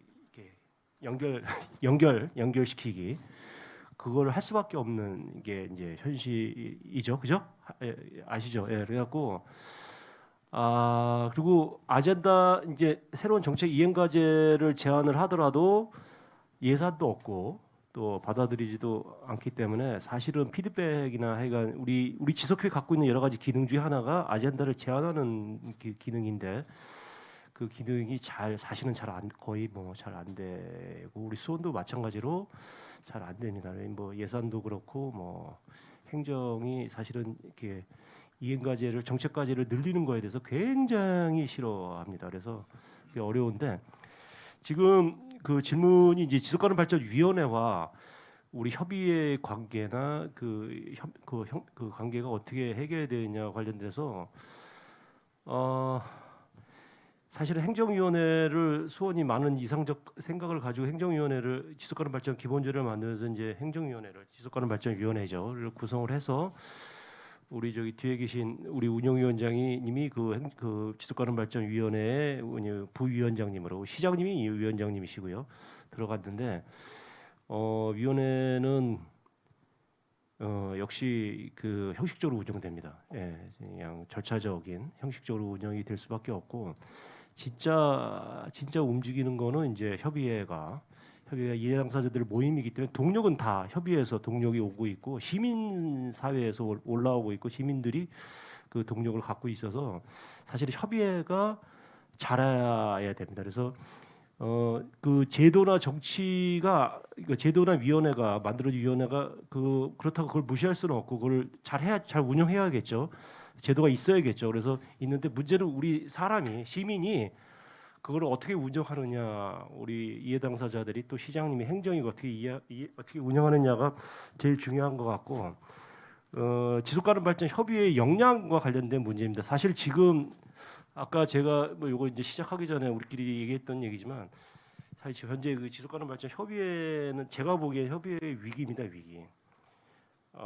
지역사회에서 뭐 중앙정부와 관계없이 지금 지방정부나 우리 협의회가 사실 우리 내부에서는 SDG에 관심이 많은 분들이 이렇게 모여 있지만은 수원도 125만 시민들이 있는데 SDG에 대해서 전혀 모르고 있고 SDG 관심도 없고 협의회는 더 몰라요. 지속가능 발전이라 용어를 사용하기도 더 굉장히 어려운 지속 발전 가능 협의회 뭐 이렇게 얘기하고 그래서 그 지역 사회에서 우리 협의회의 존재감이라든지 역할이라든지 이런 거에 대해서 전혀 뭐 관심도 없고 존재감도 없기 때문에 저는 사실은 이제 전국대 끝나고 우리 전체 협의회들이 모여서 진짜 또 지역 차원에서라도 이 협의회 앞으로 우리 협의회가 SDG를 위해서 또 지역에서의 역할 기능들을 어떻게 할 것인가 대부분 이제 20년이 넘었거든요. 근데 사실은 다른 대체 기관들이나 조직들이 우리가 하고 있는 걸 다 하고 있습니다. 그래서 심각하게 고민을 하셔야 되고 현재 지속가능 발전 기본법이 만들어져 있고 조례들이 만들거나 만들어져 있는데 만들어 놓고 다 캐비넷에 들어가 있기 때문에 협의회가 앞으로 잘하지 않으면은 뭐 저는 그 잘 못할 그냥 그 사실은 뭐 예산 안 줘도 그만인 그 조직으로 전락되면은 그 그냥 그렇게 끝날 거로 보고 있기 때문에 사실은 여기 계신 위원님들이 우리 협의회가 무엇이고 또 우리가 어디서로부터 출발했고 앞으로 우리가 현재 시점부터 앞으로 우리가 어떤 역할을 해야 될지에 대해서 심각히 고민을 해야 됩니다. 안 그러면 누구 말대로 그냥 위원회가 하면 돼요. 협의회 말고 우리 그냥 위원회가 형식적으로 하면 뭐 크게 문제가 없습니다. 특히 기초 같은 경우는 협의회 안 둬도 되거든요. 그래서 그래서 그 협의회와 위원회 관계와 관련돼서 이런 좀 근본적인 자기 질문들을 갖고 위원회가 제대로 안 돌아가더라도 우리 협의회가 지역의 지속가능 발전의 등대 역할과 보루 역할들을 충분히 할 수 있는 그런 그 존재가 될 수 있도록 고민을 좀 많이 해야 될 것 같습니다. 예. 네, 답변을 들어보니까 되게 무거운 생각이 좀 드는데, 지역에 있어서 많은 고민이 필요하죠. 예. 사실 저희도 이번에 시장님이 저희 시장님 다 아시지만 우리 저희가 좋아하는 우리 김승수 시장님 그만두시고 새로운 시장님 오셨는데, 좀 암울한 상황이어서 그렇습니다. 다음 질문은요. SDG가 그 지속가능 발전과 탄소 중립 운동에 있어서 정말 꼭 필요한지 어떤 연계성과 역할을 가지고 있는지 우리 윤희철 센터장님 답변 좀 부탁드리겠습니다. 2년 반 전에 기후 위기 대응에 관련된 이야기가 막 나오기 시작할 때, 그러니까 기후 변화 말고 저는 사실 기후 위기라는 단어를 쓸 때 과연 이게 과학자들이나 전문가들이 먹혀줄까 했는데 먹히더라고요. 이제 상황이 그렇게 됐으니까. 그러면서 기후위기 정책을 막 얘기하는데 너무 답답했어요. 왜 그랬었냐면 기후위기 정책이 중요한데 결국은 이야기를 하다 보면 기후위기에 대응에 소외된 사람들에 대한 접근이라든지, 그러니까 우리가 지금 이 대회의 주제를 담고 있는 정의로운 전환에 관련된 사회적 취약계층이나 약자들에 대한 배려라든지 이런 부분들에까지 고려한다면 결국 돌아오는 건 SDG거든요.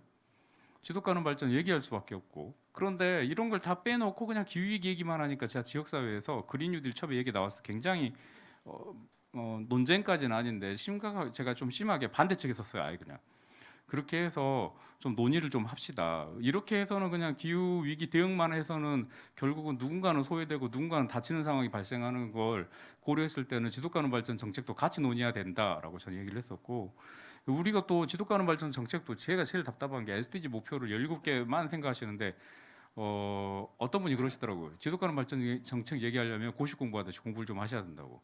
저는 이 자리에 계신 분들 중에 UN SDG에 그 발표한 거 있잖아요. 그 책자로 된 거. 그거 번역문 보신 분이 몇 분이나 되신지 모르겠어요. 남이 말한 거 보지 마세요. 자기가 직접 읽으셔야죠. 환경부에서 그 번역해서 책자로 공개해 놨거든요. 그거 다운받아서 보세요. 예를 들면 기후위기 운동하신 분들이 13번 목표 나 알아요 이렇게 하시는데 일본 목표가 빈곤 퇴치잖아요. 일본 목표의 정식 네이밍 뭐냐면 모든 곳에서 모든 이들에 대한 빈곤을 종식한다는데 세부 목표를 쭉쭉쭉 보면 1.5에 뭐가 있냐면 빈곤층과 취약계층이 기후 재난에 대응할 수 있도록 노출과 취약성을 감소시킨다라는 내용이 있어요. 이거 뭐냐 기후 변화 대응을 위한 목표란 말이에요. 다양하게 포진돼 있거든요. 그러니까 보시고 그걸 활용해서 우리 지역의 실정에 맞춰서 활용해야 된다라고 생각해요.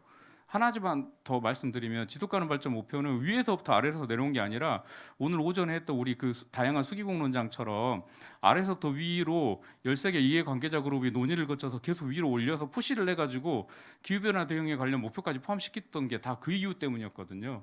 지역에서 그러니까 아니 그 유엔에서 합의해서 만든 거야라고 끝난 게 아니라 우리 목소리가 반영된 거예요 결국은. 그거를 그 중에서 우리 지역에 맞게끔 뽑아내셔서 쓰시는 게 맞다. 저는 그렇게 생각합니다. 네, 감사합니다. 자, 이제 저희가 준비한 질문의 마지막 질문인데요. 우리 이윤숙 연구원님한테 드릴 건데 뭐 질문에는 원주로 되어 있긴 하지만 SDGs 수립할 때 좀 가장 중요하게 생각해야 되는 부분이 뭘지.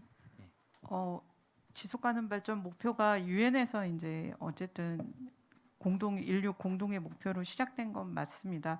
근데 이제 원주할 때도 그렇고 어떤 도시를 하든지 지금 당진할 때도 그렇고요. 그 도시에서 살았던 도시의 역사와 그 도시에서 살았던 사람들의 삶과 그리고 경험들의 이야기가 수기공론장에서 같이 나옵니다. 그러면서 그 도시가 추구했던 소중한 가치들이 있습니다. 원주 같은 경우는 생명, 평화, 문화 그리고 협동조합의 원형이 있는 발원지가 있는 도시입니다. 그렇기 때문에 그러니까 저는 연구 활동가의 정체성이 있는데 연구의 중요한 방법이 이야기가 나온 것들을 잘 듣고 잘 정돈하고 정리해서 이제 마무리하는 게 이제 주라고 생각을 하는데 그 안에서 그러한 소중한 지역의 가치들이 이 17개 목표에 잘 녹아들 수 있고 잘 정리될 수 있게끔 촉진하는 것을 굉장히 중요하게 두고 했습니다. 지금 현재 당진에서도 굉장히 지역 안에 있는 내용까지 이제 들어가서 심도 있게 지금 하는 작업을 하고 있습니다. 네, 감사합니다.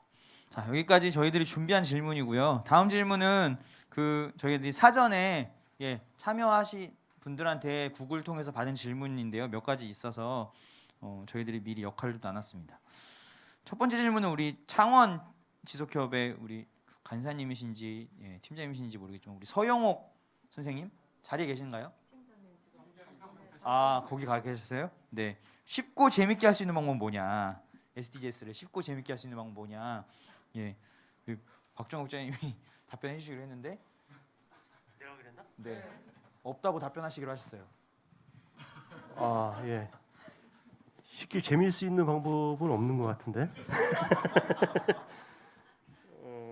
근데 아까 내가 뭐라 그랬죠?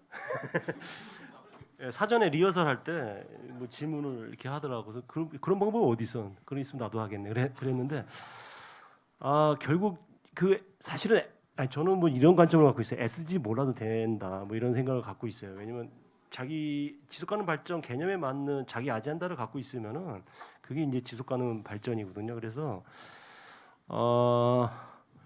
예를 들어서 지금 우리 이제 사회복지사분들이 일본 목표 빈곤 퇴치와 관련된 일들을 하고 계시잖아요. 그러면 그분들이 하고 있는 게 지속가능 발전이고 사실 이제 저희가 2017년도에 SDG를 만들면서 공무원 교육들을 하고 있는데 SDG 지속가능 발전 또는 SDG 관련해서 공무원 여러분들이 지금 하고 있는 정책들이 지속가능 발전입니다. 물론 개발 과개발 관련된 거라든지 일부 뭐 이런 것들은 그 개념에서 벗어날 수도 있는데 지금 여러분들이 지금까지 해오고 있고 하청 관리라든지 자원순환이라든지 또 뭐 인권이라든지 성평등이라든지 또 일자리 창출이라든지 했던 여러분들이 했던 것들이 지속가능 발전입니다. 이렇게 이해를 하면은 공무원들이 쉽게 받아들였거든요. 그래서 아마 아이들 같은 경우도 아이들 분리수거 하잖아요, 그죠? 그게 이제 지속가능 발전이고 그래서 그런 방식이 이제 쉬운 거 아닌가 뭐 이런 생각이 듭니다. 예. 네, 감사합니다. 두 번째 질문은 우리 진주 지속가능발전협의 우리 하승철 위원님이 하셨는데 아까 언급된 내용이에요. 공무원들을 적극적으로 참여 어떻게 하면 시킬지라고 하는 질문이었는데 혹시 계십니까, 우리 하승철 위원님? 안 계세요? 네. 그래서 이 질문은 아까 언급된 바 있어서 넘어가도록 하고요. 3번 지속가능한 청소년 정책으로 가장 우선순위를 둬야 되는 건 뭘까라고 하는 건데요. 백종화 위원님 당진에서 혹시 자리에 계실까요? 안 계세요? 네. 뭐 아무튼 이거 답변 우리 윤희철 센터장님 혹시 청소년 아니 이거 갑자기 당황스럽긴 한데 아까 제가 설명할 때 한 가지 빠뜨렸던 게 그 뒷이야기를 하나 못 드렸는데 네네. 기후위기 비상행동과 이제 탄소 중립 관련된 활동하면서 제가 대척점에 있어서 토론을 벌였다 했는데 이게 뭐 하지 말라 반대가 아니라 올바른 방향으로 나가기 위한 반대였고 결국 그 결과로 어떻게 제가 같이 협의를 했냐면 광주 기후위기 비상행동은 광주 지속가능 발전협회가 간사단체를 한다 이렇게 됐습니다. 그러니까 이게 나쁜 결과가 아니라 그러니까 토론 과정을 거쳐서 올바른 답을 찾아가는 과정이라는 거죠.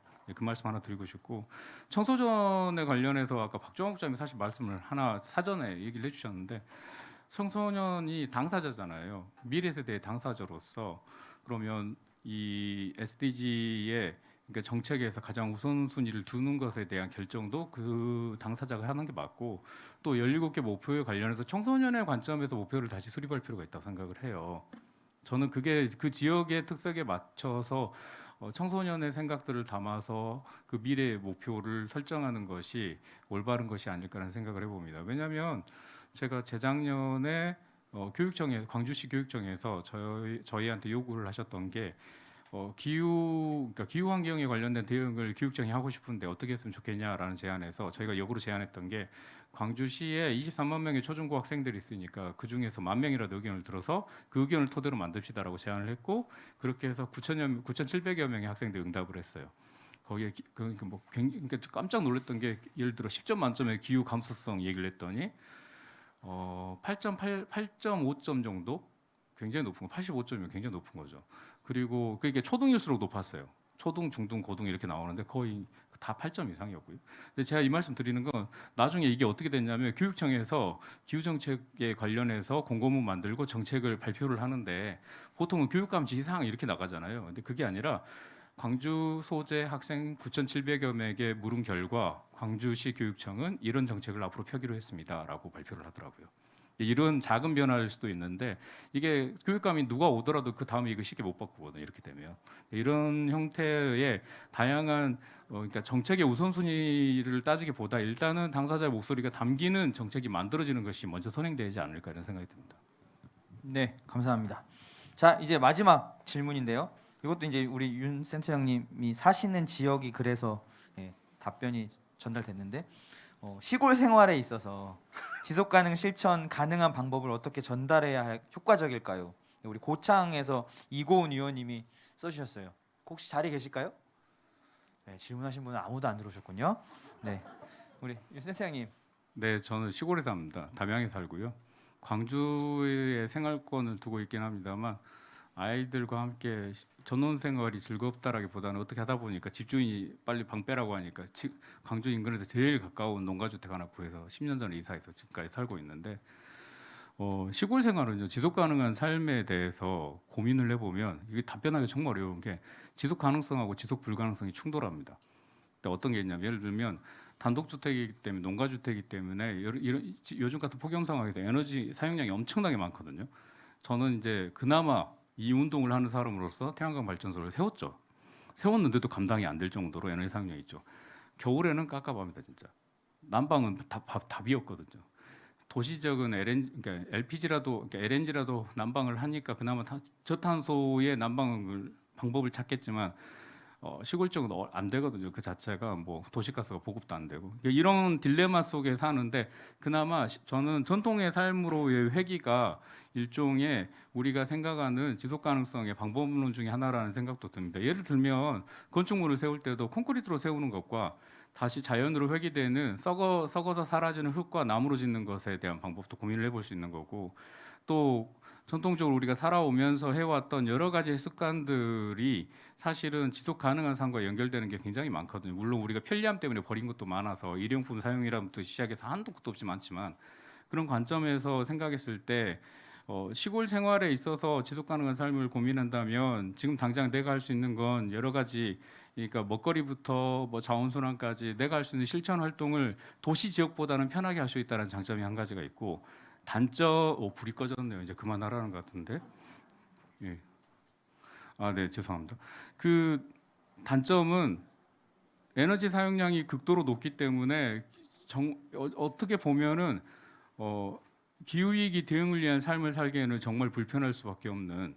왜냐하면 이동 거리도 많아져야 되고 자동차를 운영해 대중교통 이용 거의 안 되니까 예를 들면 그 아까 말씀드린 난방 문제도 있고요. 그래서 사실은 저는 시골보다도 지금 우리가 기후 위기 대응의 중점적인 포인트는 도시 지역이라고 생각을 하고 도시에서의 탄소 중립의 방식을 빨리 찾는 것이 우리가 기후 위기에 대응할 수 있는 최선의 방법이고 그게 예전에 박종화 국장님께서 페이스북에 아무렇게나 쓴 말을 제가 정리해서 언제나 하는 말이 있어요. 그게 뭐냐면 우리가 2050년이 됐을 때 미래 세대가 우리를 평가하는 방법인데 만약 우리가 이 기후 위기의 엄중한 이 시기를 이겨낸다면 인류는 역사책에 우리를 이렇게 기록할 것이다.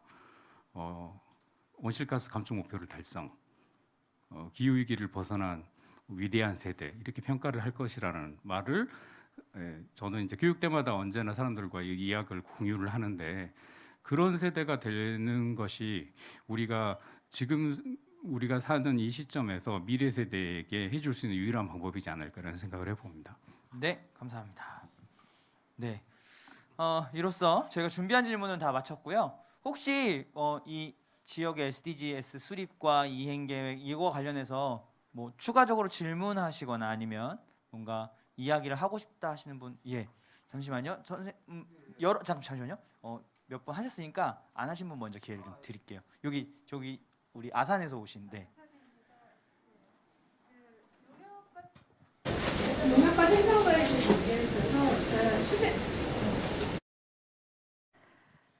추진 계획 같은 경우는 행정과 지속협과의 협의를 통해서 용역의 전문성을 통해서 수립하는 게 저도 타당하다라고 이번에 기본 전략 수립을 해보면서 느꼈습니다.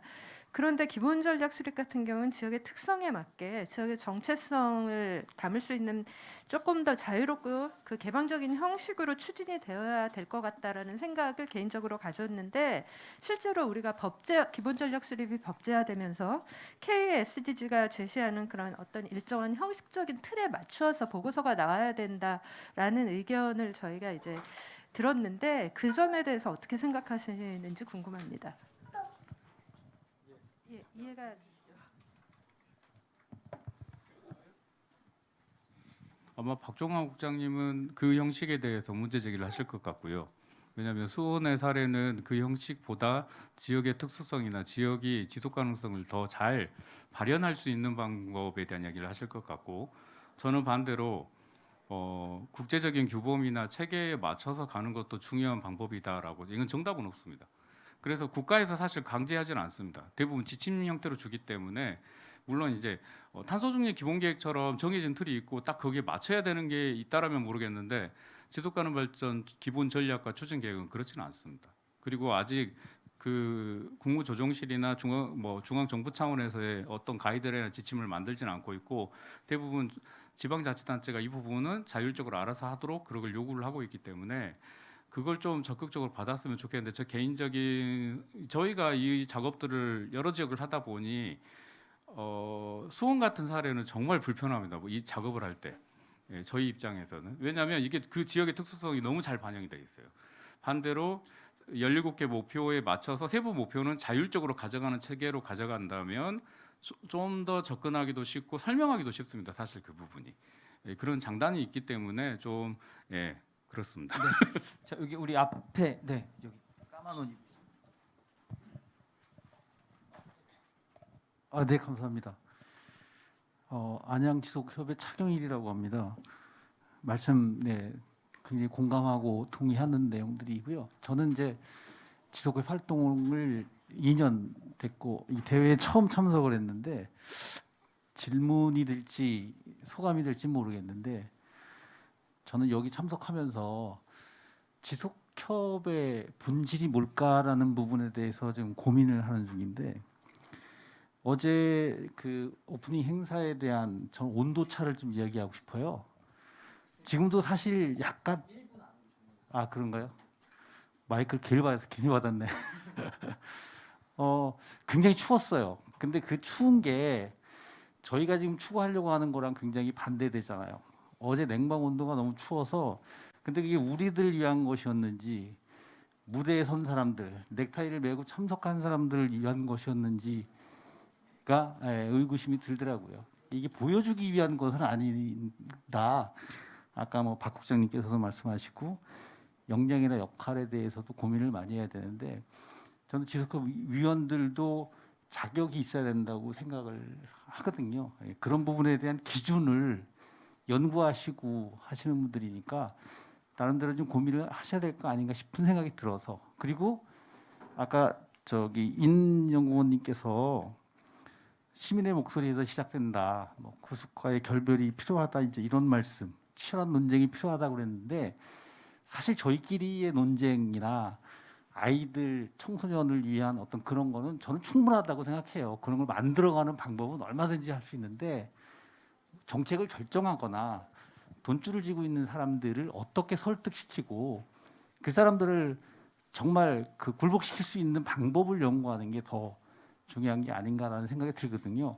어제 수해 현장에 나타나서 쓸데없는 얘기해가지고 그 언론에 오르내린 그런 것과 크게 다르지 않다. 왜냐하면 저희 전국에서 다 모인 분들이 굉장히 어렵게 모인 분들이 그런 거 보려고 온 건 아니라는 생각이 들어서 그냥 뭐 질문 드린 느낌 같은 거로 근데 좀 고민을 해야 될 것 같지 않은 할까 고민을 해야 되지 않을까 하는 그런 생각이 좀 들어서 말씀드렸어요. 네, 방금 주신 고민을 우리 모두의 고민으로 담고 다음번 전국대회 때 대화마당 또 세션 마련해 주시면 그때 그 고민을 같이 한번 풀어보도록 하겠습니다. 다음 팀이 와서 준비해야 된다 그래서 더 많은 이야기 하고 싶지만 제가 명 진행자가 아닌 관계로 시간을 좀 초과해서 여기서 더 말씀 많이 하고 싶으셨는데 못했던 것 죄송하다는 말씀 드리고요. 지금까지 함께 수고해주신 우리 여기 참여해주신 분들 또 패널분들 다 같이 수고하셨다고 박수 치고 마무리하겠습니다. 수고하셨습니다.